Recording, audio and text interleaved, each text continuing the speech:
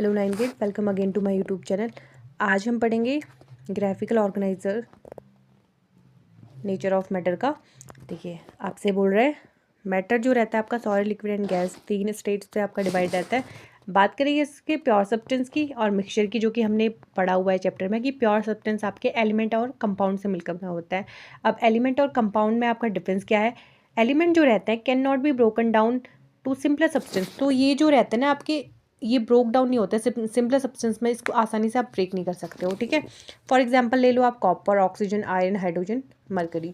दूसरी तरफ कंपाउंड की बात करें, हैव फिक्स्ड कंपोजिशन। इसका जो कंपोजिशन होता है वो फिक्स्ड होता है। Can be broken down into element by chemical और इलेक्ट्रोकेमिकल रिएक्शन। ये ब्रोक तो होता है लेकिन किससे होता है? केमिकल या फिर इलेक्ट्रोकेमिकल, जब इसमें रिएक्शन हो। ठीक है, फॉर एग्जाम्पल ले लो आपका वाटर है, मीथेन है, शुगर है, सॉल्ट है। ठीक है, अब बात करें दूसरी तरफ मैटर की, मिक्सचर की, तो नो फिक्स्ड कंपोजिशन। इसका जो कंपोजिशन होता है वो फिक्स्ड नहीं होता, और ये 2 टाइप्स के होते हैं जो कि हमने पिछले चैप्टर पे भी पढ़ा हुआ था, होमोजीनियस एंड हेटरोजीनियस। होमोजीनियस जो रहता है वो आपका यूनिफॉर्म कंपोजिशन में होता है, हेटरोजीनियस जो रहता है वो नॉन यूनिफॉर्म कंपोजिशन में होता है।